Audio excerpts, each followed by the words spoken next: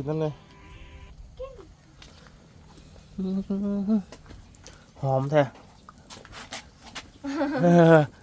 หอมจะดีแม่นบ่สุกยังทันได้ชุกไปได้ปลาไม่ใช่กินเนาะกระเป๋ากินมาเลยเนาะกินได้ชื่อตอนนั้นเขาจะตายว่านี่นะมันจะเสียบด้วยเนาะเพราะว่าสิ่งมัน100ลองนั่นเด้โตเท่าไรเนาะซื้อมาเป็นโลโอ้แสดงว่ายังจะลายอยู่บ่กินจ่าบัดเนี่ยกินแล้วเนาะยังลายอยู่จักโตจักยังเจนนมอ6โตแล้วก็ยันบ่มีบ่ยังจับบ่อิ่ม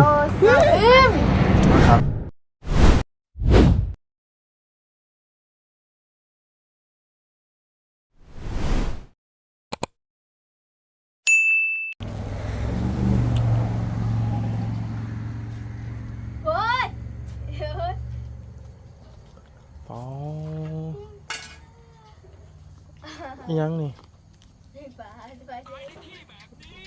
กินนั่นเลยหอมแท้หอมจะดีแม่นบ่สุกยังทันได้ชุกไปได้ปลาไม่ใช่ให้ปิ้งนี่จะปิ้งอีกบ่ปิ้งปลาแต่แซ่บจับกินยังแล้วกินนะ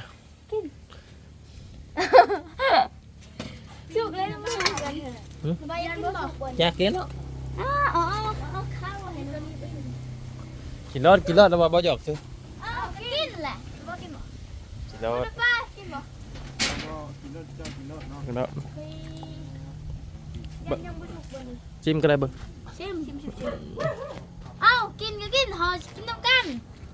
ใช่ป่ะกินบ่กิน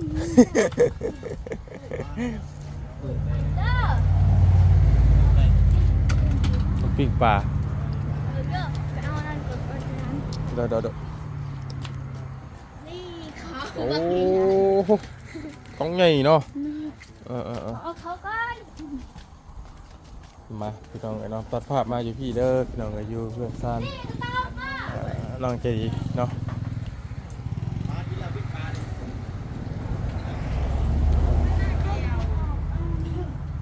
ลงมาดูตู้เราเห็นยังประตูหนาวโอ้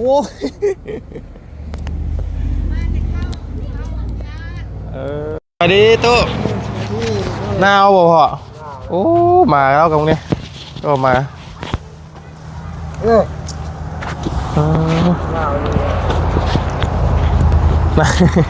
หนาวที่โอ้เขาตามลูกชายไปกระเชิญใส่อันนั้นแต่งบ่ด้วยเป็นเขาแล้วพอเป็นเขาตากเขา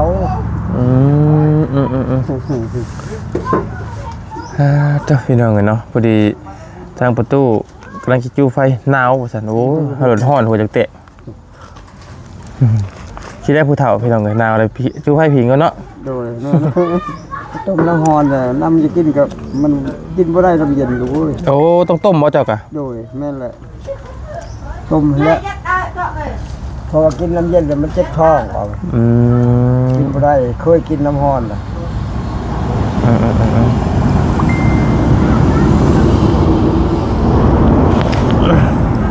จูไฟพี่น้องเรากำลังจูไฟเนาะแล้วยังกินกับข้าว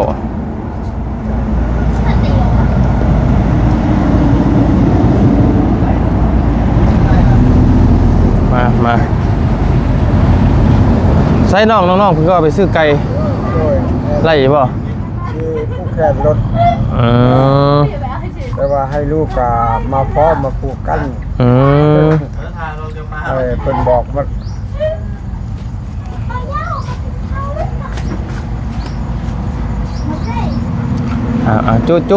จุติดจะบ่ อะไรตอนไฟลมแหงอะไร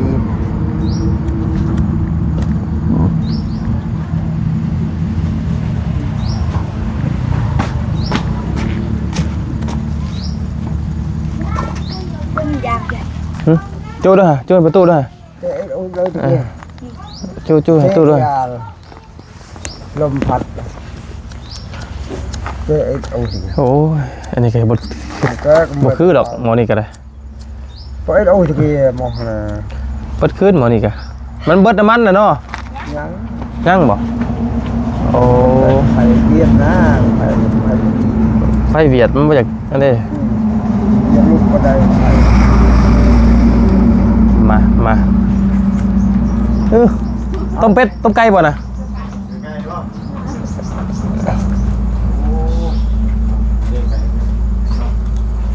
เดี๋ยวไว้ก่อนบอก เอาด่วนมาใส่เลย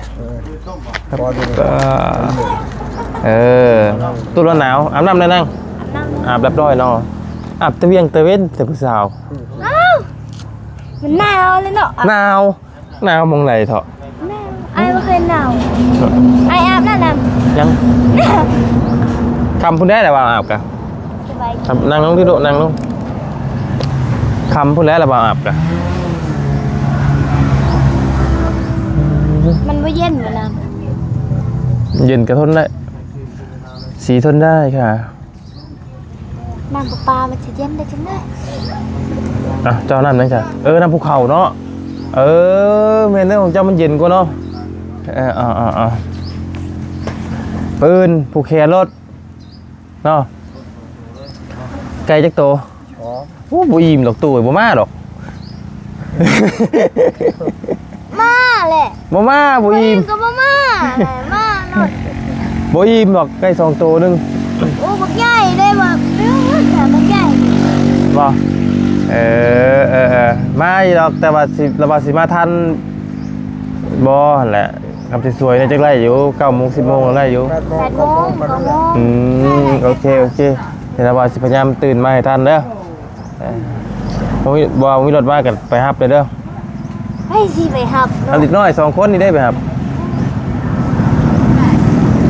แล้วเราตื่นสวยเนาะ เป็นบางมื้อเราเว้าก็บ่ได้ตื่นสวยได้บางมื้อก็เราเว้าก็ตื่นนั่นคือการ ก็ตื่นเลยว่าพ่อบอกเนาะ หึ ก็ตื่น มาตูนมื้อได้เราบ่ได้บอกเจ้าบ่โอ้บ่ได้บ่ตูนเนาะเมื่อก็บ่บอกร้าน มันก็เมื่อแบบบางกันบาง เมื่อเดี๋ยวเราได้บอกว่า บอกชาวดู โ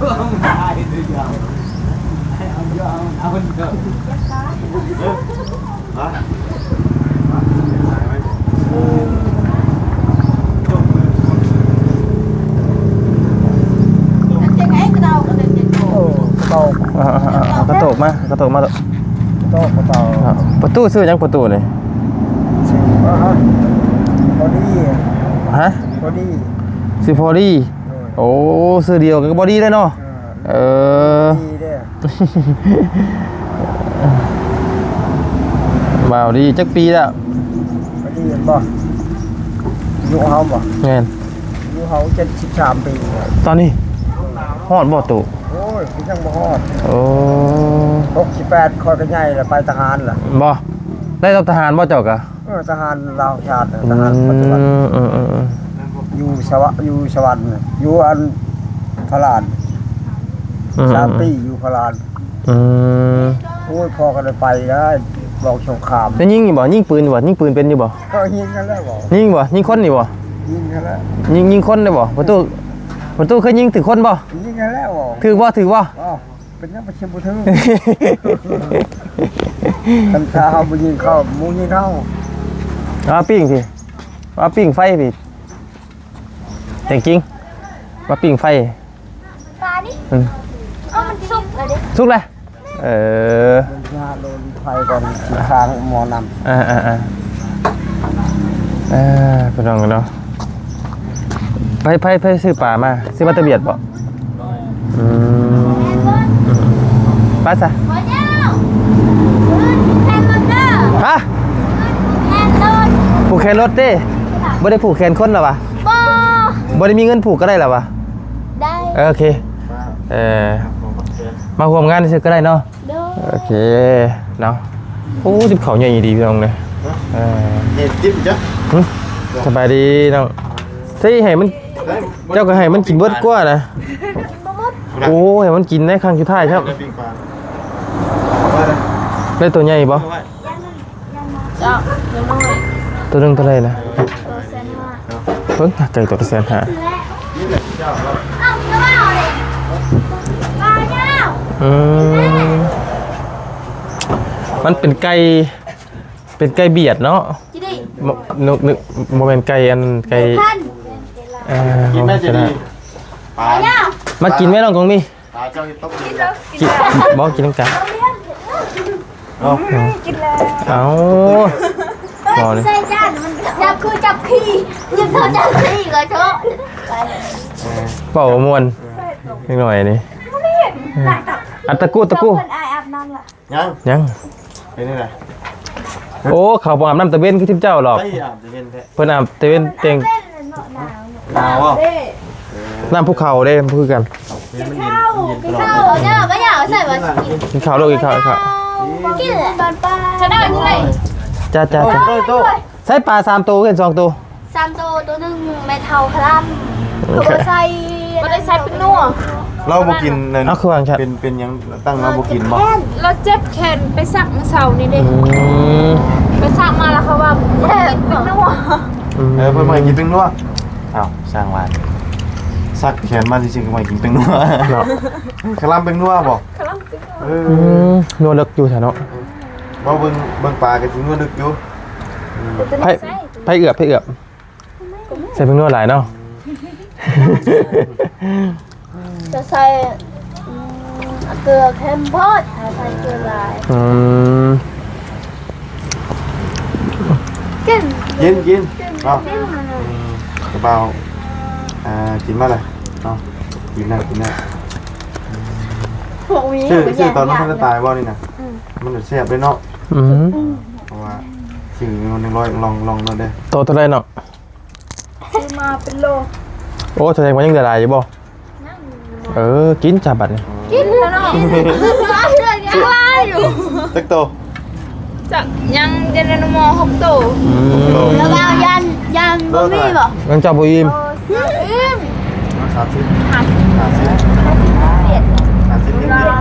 ลาว ทำเวียดก็ได้แต่ซื้อกับลาวไม่ได้เป็น ถ้าเป็นเงินเวียดเป็นเท่าไหร่ ตัวเท่าไร ก็50เจ้าติ เวียดนามกินไหน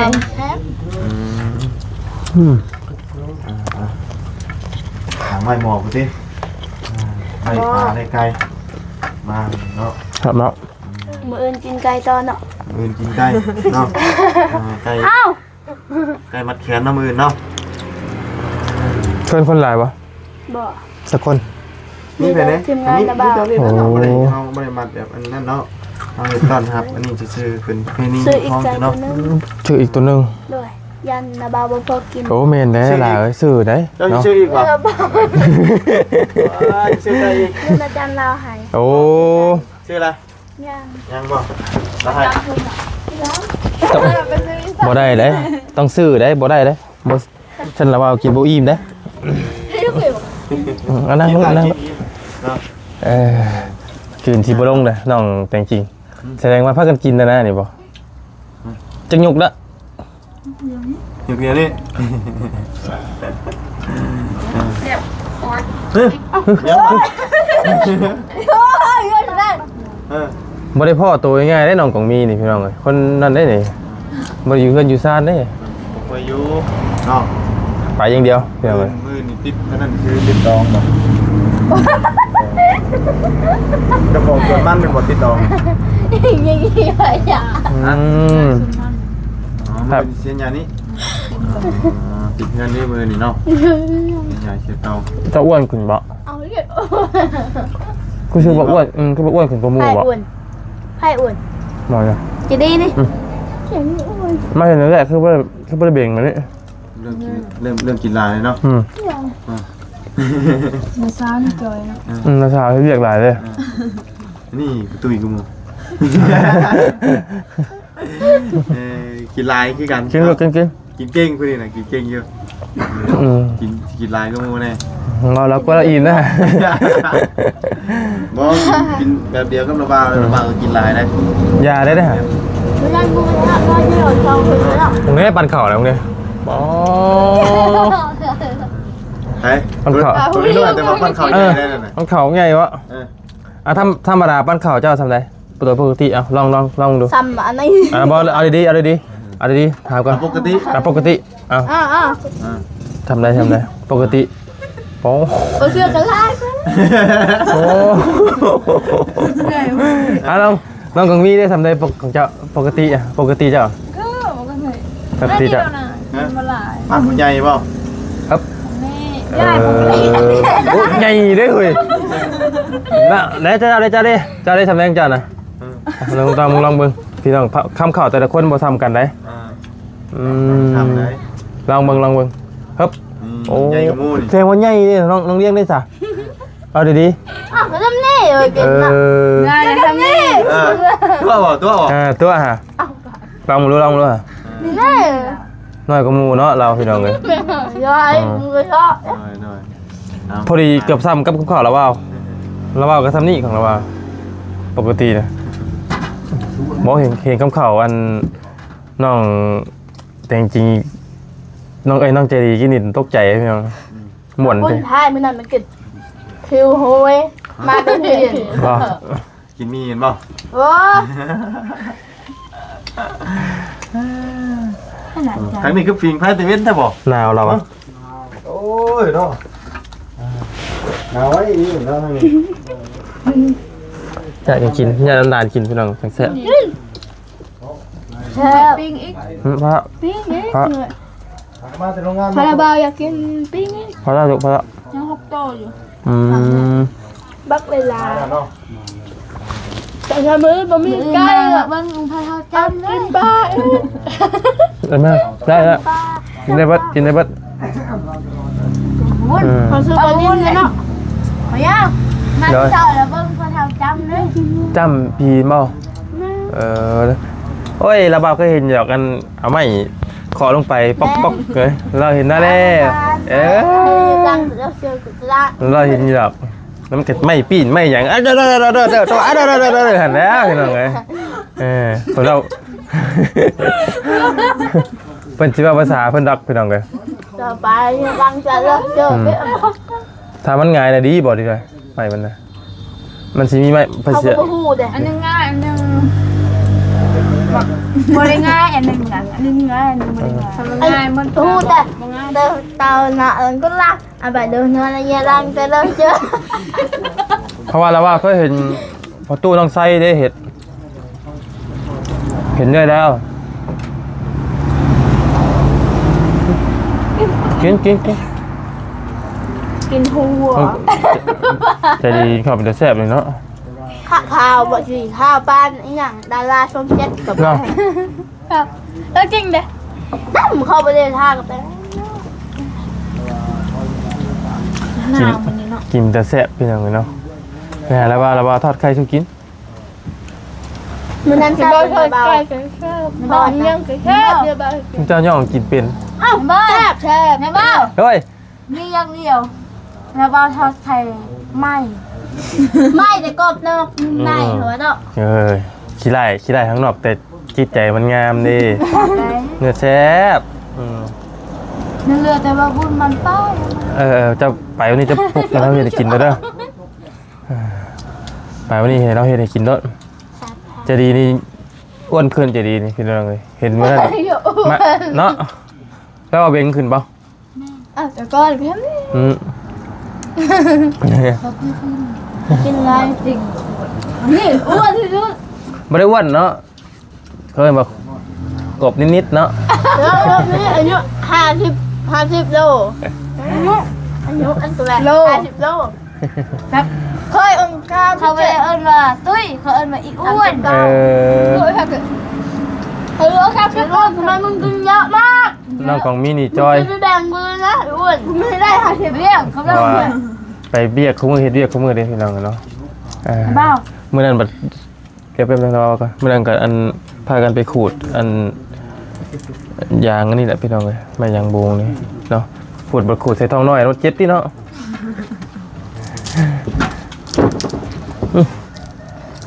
เพิ่นสิเพชรทูบหรอปะแม่นบ่ที่เขาขูดไปนะ